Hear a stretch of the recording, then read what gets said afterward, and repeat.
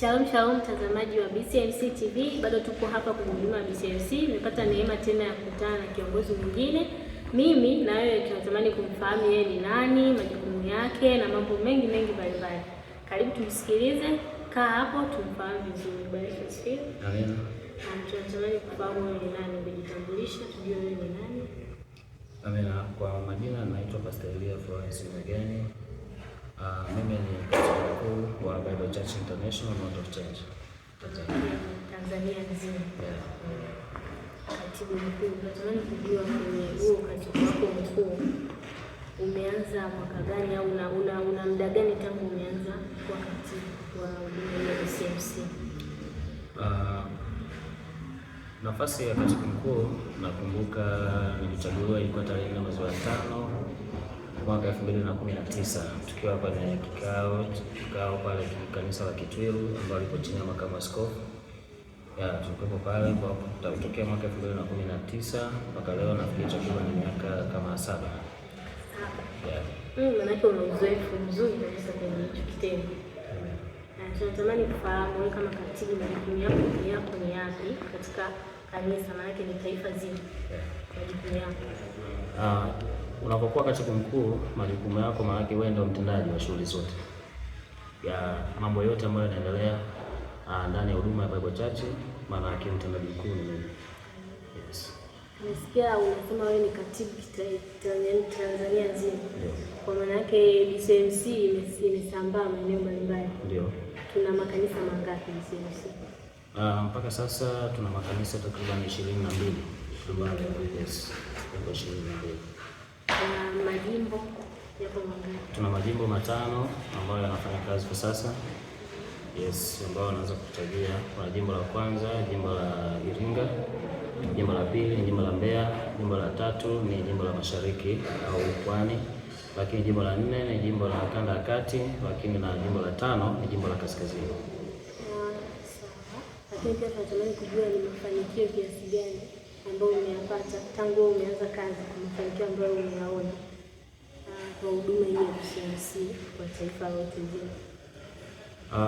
Na kwanza niweza kusema huduma yetu inaenda kwa kasi kubwa sana, kwa sababu mimi nakumbuka wakati nafika kwenye hii huduma ilikuwa ipo chini sana. Tulikuwa chini sana, lakini kwa sasa spidi yake ni kubwa. Hata makanisa tuliokuwa nayo yalikuwa ni machache, lakini kwa sasa mpaka tunafika 22 sio jambo dogo. Na hii inaonyesha ile nia dhati ambayo ipo chini ya muasisi wa hii huduma ambaye ni baba yetu Apostle Dr. Amos Odokonela, ambaye yeye ndio msimamizi mkuu na ndio mwangalizi wa hii huduma, lakini pia na timu yake nzima ya uongozi kwa majukumu ambayo yanaendelea kufanyika kwa ajili ya kuhakikisha huduma inaenda mbele. Amina. Kama nilikusikia tu unasema kwamba kwa sasa kanisa ina spidi sana, yani maono yake yanaenda kwa kasi zaidi. Labda kwa makadirio unaweza kutuambia labda kuna washirika wangapi au waamini wangapi ambao wako stable kwenye huduma ya BCMC Tanzania? Kwa sasa tuna washirika takriban kama 500 kwa Tanzania nzima ambao wako stable, ambao ni uhakika wapo ambao tunaelewa, lakini namba ya washirika inazidi kuongezeka siku hadi siku kutokana na ile maono ambayo Mungu aliyaweka kwa mtumishi wake baba yetu Apostle Dr. Amos Odokonela, ambaye shughuli yake kubwa ya kwanza aliyopewa na Mungu ni kuhubiri Injili kwa mataifa yote. Kwa hii ndio inayoongeza namba kubwa ya watu siku hadi siku. Kwa tupo kwa ajili ya kazi hiyo, kuhakikisha watu wengi zaidi wanazidi kufikiwa. Kwa naamini kwa spidi hii ambayo tunaenda nayo, baada ya miaka kadhaa tutakuwa tumefika mbali sana na ikiwezekana kuifikia Tanzania nzima. Amina. Kwa maana hiyo kila kanisa la BCMC mahali lilipo lina mkakati wa kuhubiri Injili. Mahali popote ambapo tumepanda kanisa, jambo la kwanza ambalo wanatakiwa alibebe ni kuhubiri Injili kwa mataifa yote. Yes, yani hiyo ni jambo ambalo anatakiwa libebe kwa mzigo wote, kwa sababu tupo hapa kwa ajili ya Injili. Sawa sawa na maono ambayo Mungu ameyaweka kwa baba yetu. Kwa hiyo yeyote ambaye anaingia kwenye huduma, kwa ajue wajibu wake wa kwanza ni kuhubiri Injili kwa mataifa yote. Sisi kazi yetu ni kuhubiri Injili, hatuna biashara nyingine zaidi ya Injili. Kwa hiyo tupo hapa kwa ajili ya kuhakikisha tunaeneza Injili. Wewe kama katibu wa BCMC taifa, tunatamani kujua unamwakilisha vipi askofu wako? Kila kitu ambacho ninakifanya kwa niaba ya askofu mkuu, kwa sababu mimi sina cha kwangu cha kufanya. Kwa aliyepewa maono ni baba yangu Apostle. Kwa mimi mahali popote ninapoenda kufanya kazi ya huduma, maana yake ninaenda kwa niaba yake, ninaenda kumwakilisha yeye. Kwa hata nikienda pale siendi kufanya kazi yangu mimi. Mimi sina kazi ya kufanya. Sina kazi ambayo nimepewa ya kufanya. Kwa mimi natumika chini ya maono ambayo Mungu amempa baba yangu Apostle. Kwa hiki ninachokifanya chote ninakifanya kwa sababu kwa sababu ya kumwakilisha yeye. Yeah. Maana kuna mahali alitakiwa aende yeye. Lakini mimi naenda kumwakilisha. Kwa mimi siwezi kufanya jambo lingine lolote ambalo lipo nje ya kile ambacho kipo. Yaani maono yanakuwa ni kama limitation ya kukufanya yani usiende kushoto wala kulia, yani ubaki kwenye kama kuna kitu chochote nitakifanya ambacho kipo nje ya maono, maana yake hicho nitakuwa nimepotea njia. Kwa mimi lazima chochote ninachofanya nifanye kitu ambacho kipo ndani ya maono. Kwa na jukumu langu la kwanza ni kuhakikisha natembea ndani ya yale maono ambayo Mungu ameyaweka kwa baba yangu Apostle Dr. Amos Rugokona. Ninajua ni changamoto gani ambazo unakutana nazo katika majukumu yako ya kila siku katika nafasi yako ya ukatibu? Unajua changamoto unapokuwa unadili na watu, changamoto hazikosekani. Unajua watu tupo wa aina tofauti. Kila mmoja ana namna ambavyo amelelewa kwao, au kila mmoja ana namna kuna tabia yuko nazo. Kwa unapokuwa unadili na watu lazima utakutana na challenge nyingi sana. Kuna wengine utaongea hawatakuelewa, kwa sababu hata namna tu ya kumuelewa askofu mkuu tunatofautiana. Kwa pale unakuja kukutana na changamoto kubwa. Kuna wakati mwingine kupishana lugha, wakati mwingine unaongea jambo fulani, alafu mwingine anakuwa haelewi kile ambacho unakiongea.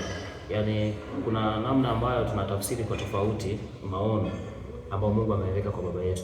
Kwa kuna the way mimi niliyatafsiri yale maono ambayo yapo ndani ya baba yangu, kwa ninayasimamia kulingana na ile tafsiri ambayo mimi nimeipokea. Sasa kuna mtu mwingine yeye aliyetafsiri tofauti. Kwa unapoenda kukutana pale mnakutana na vitu viwili ambavyo havifanani. Kwa hiyo unakutana wakati mwingine na uzio huo. Unajikuta unapata wakati mgumu wakati mwingine wa kutekeleza yale maelekezo uliopewa na askofu mkuu kwa sababu ya hiyo. Kuelewa. Kama ulivyojitambulisha mwanzo kwamba wewe ni katibu wa BCMC taifa zima na umesema kwamba kuna zaidi ya makanisa 25 mpaka sasa.